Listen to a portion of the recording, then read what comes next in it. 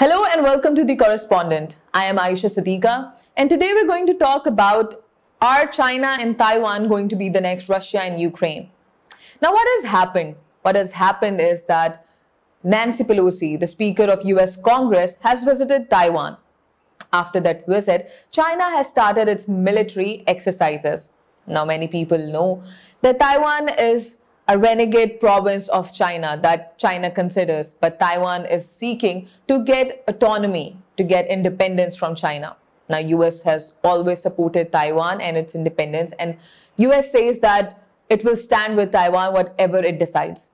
But China considers it a provocation. US has time and time again provided weapons to Taiwan for self-defense. It has not included itself in the military drills because that will be a direct provocation if the US military will start doing its military exercises in Taiwan, because that is right next to China's border in the sea.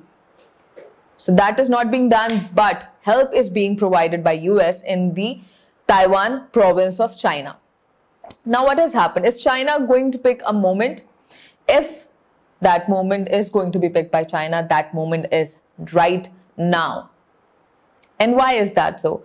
We have recently seen that Russia and Ukraine crisis has created a great problem around the world. Nancy Pelosi has always raised voice for Taiwan and for their independence. Let's see what she has to say. That it's important for us to show support for Taiwan. I also think that none of us has ever said we're for independence when it comes to Taiwan. That's up to Taiwan to decide. But the Chinese point of view is totally different from this. Let's listen to their point of view. 已经多次表明坚决反对佩洛西众议长访台的严正立场。如果美方一意孤行，挑战中方底线，必将遭到坚决反制。 But at this point, even a US Congress member has visited Taiwan, but the US President Joe Biden says that it is not a good idea to visit Taiwan at the moment, and Nancy Pelosi, shouldn't have done this. Let's listen to what Joe Biden has to say. I think that the military thinks it's not a good idea right now, but I don't know what the status of it is. Chinese government, led by President Xi Jinping, wants to leave a legacy behind. And what better legacy will be there than reunification of Taiwan into China? President Xi Jinping has completed his 2 terms already. He might continue for 3rd term, for 4th, for 5, and as much as he wants. But in order to do that, he has to do something revolutionary, something that the previous presidents could not do. And that obviously can be Taiwan.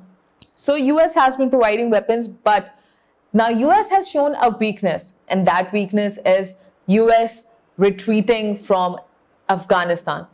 When it pulled out its troops, it showed that it does not want itself to send its army to other countries to fight their war, or it does not want to involve, as Joe Biden said, that he does not want to be involved in other countries' war anymore. But obviously, slight interferences still continue to be there. Now, experts say that China is using the same strategy that Russia did. As we saw that after the Nancy Pelosi's visit, China started some military exercises. That is exactly what Russia did when the war or the crisis between the 2 countries, Russia and Ukraine, started. So it can be the beginning of that.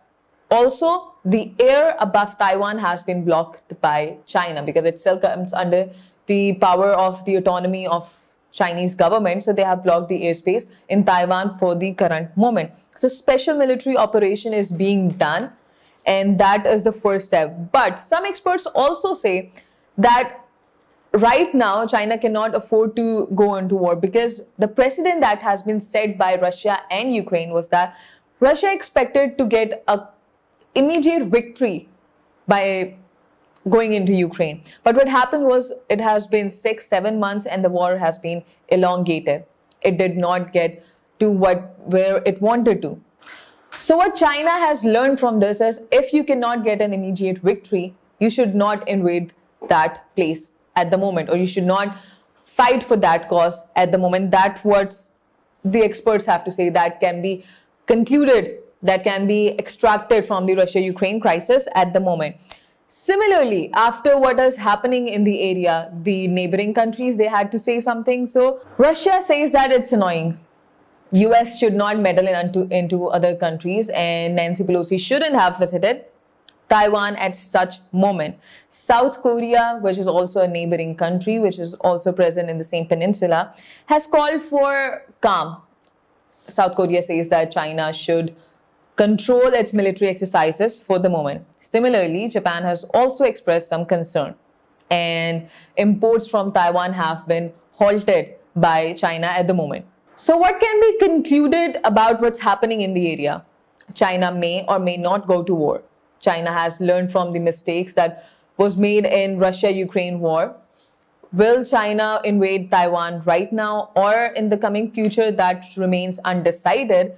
But such military exercises, special military operations being conducted by Chinese military at the moment, shows that anything can happen.